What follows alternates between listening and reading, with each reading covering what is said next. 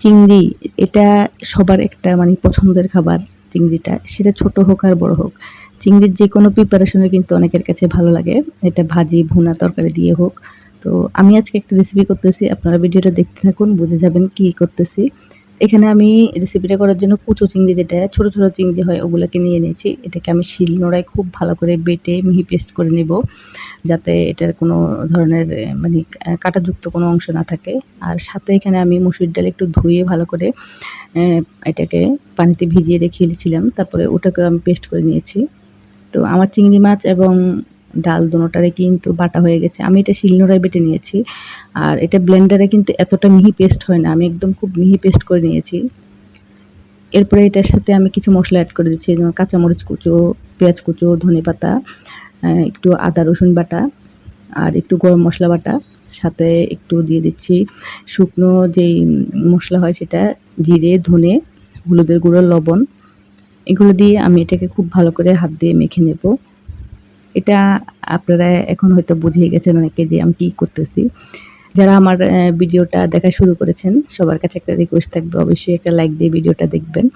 তো আমার এগুলো সব ভালো করে যখন মশলা আর চিংড়ি, ডাল পেস্ট মাখা হয়ে যাবে, তখন আমি চুলায় একটা কড়াই বসিয়ে দেব। দিয়ে এগুলোকে আমি ছোট ছোট বড়ার মতো করে দিয়ে এগুলো ভেজে নেব।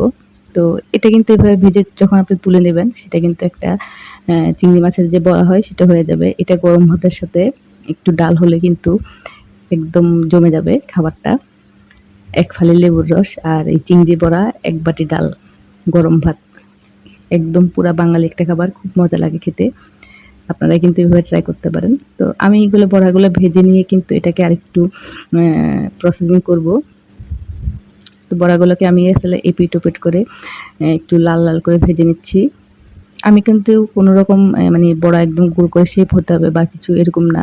জাস্ট হাতে তুলে নিচ্ছি একটু একটু করে, আর দিয়ে দিয়ে একটু ভেজে নিচ্ছি। এটা কিন্তু আপনারা বিকেলের স্ন্যাক্স হিসেবেও খেতে পারেন। একটু টমেটো সস দিয়ে যখন খাবেন, খেতে কিন্তু ভালোই লাগে। তবে আমার কাছে সবচেয়ে বেশি ভালো লাগে এটা গরম ভাতের সাথে। আপনারা কিন্তু যদি না খেয়ে থাকেন তাহলে কিন্তু খেয়ে দেখতে পারেন। তো আমার এই সবগুলা কিন্তু আমি দিয়ে এভাবে ভেজে তারপরে তুলে নেব। তুলে কি করি সেটাও একটু দেখুন। যারা আসলে ভিডিওটা জুড়ে আছেন, সবাইকে অনেক অনেক ধন্যবাদ। আমার এই ছোটোখাটো রেসিপিগুলো যে আপনারা দেখেন, তার জন্য আপনাদের কাছে অনেক অনেক কৃতজ্ঞতা। আমি সবসময় মানে একদম বাঙালিয়ানা যে খাবারগুলো হয়, বেশিরভাগই ওই ধরনের খাবারগুলাই তুলে ধরি। সেটা আমি আপনাদেরকে অনেক ভিডিওতে বলেছিও, যে আমি আসলে বাসায় যেই খাবারটা খাই বা যেটা আমি করি, ওই ধরনের খাবারগুলাই কিন্তু তুলে ধরার চেষ্টা করি। তো আমার বড়াগুলো সব ভাজা হয়ে গেছে। আমি সেই তেলের মধ্যে কিছুটা পেঁয়াজ কুচো দিয়ে দিলাম। দিয়ে পেঁয়াজটাকে একটু ভেজে নিচ্ছি। সাথে একটু লবণ দিয়ে দেব, পেঁয়াজটা যাতে একটু ভালো করে ভাজা হয়ে যায়। আর এখানে কিন্তু আরও কিছু মশলাও এড করব আমি সাথে। যে মশলাটা আমি আসলে বড়া বানানোর সময় দিয়েছিলাম, যেমন একটু আদার পেস্ট, একটু রসুনের পেস্ট, আর একটু পেঁয়াজ বাটা দিব। এটা আসলে একটু গ্রেভির মতো করে বড়াটাকে আমি রান্না করব। তো আমি এখানে পেঁয়াজ বাটা, রসুন বাটা, আদা বাটা আর একটু গরম মশলা বাটা দিয়ে দিলাম। আর এই যে আমি গরম মশলাটা ব্যবহার করতেছি, এটার মধ্যে আছে এলাচ, দারুচিনি, লবঙ্গ, তারপরে একটু হলো গোটা জিরে, ধনে, আর আছে জয়ফল আর একটু জয়ত্রী। এটা দিয়ে কিন্তু আমি গরম মশলাটা বানিয়ে নিই। এখন দিয়ে দিলাম একটু জিরে গুঁড়ো আর একটু ধনে গুঁড়ো, দিয়ে একটু পানি দিয়ে দিলাম যাতে মশলাটা পুড়ে না যায়। সাথে একটু হলুদের গুঁড়ো দিয়ে দিলাম। আমি কিন্তু এখানে মরিচ ব্যবহার করতেছি না, আপনারা যদি চান তাহলে একটু মরিচ গুঁড়ো ব্যবহার করতে পারেন।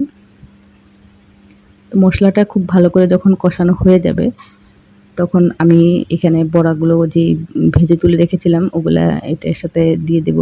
দিয়ে মশলার সাথে খুব ভালো করে এটাকে মিশিয়ে নেড়ে চেড়ে একটু পানি দিয়ে দেব, যাতে বড়ার ভিতরে আরেকটু মশলাটা ঢুকে। তো আমি একটু পানি দিয়ে দিচ্ছি সামান্য পরিমাণ, এই হাফ কাপের মতো পানি দিয়েছি, আপনারা দেখতে পাচ্ছেন। এটা যাতে ভালো করে ফুটে ওঠে। তো এটা যখন ফুটে উঠবে তখন বড়াগুলো কিন্তু একদম ফুলে ফুলে আরেকটু বড় হয়ে যাবে। আর নামানোর আগে একদম যখন হয়ে আসবে, দেখুন আমার এটা হয়ে আসছে, আমি নামানোর আগে কিছুটা ধনেপাতা কুচি দিয়ে দিলাম। তো রেসিপিটা কেমন লাগলো জানাবেন। আজকে এই পর্যন্তই, সবাই ভালো থাকবেন।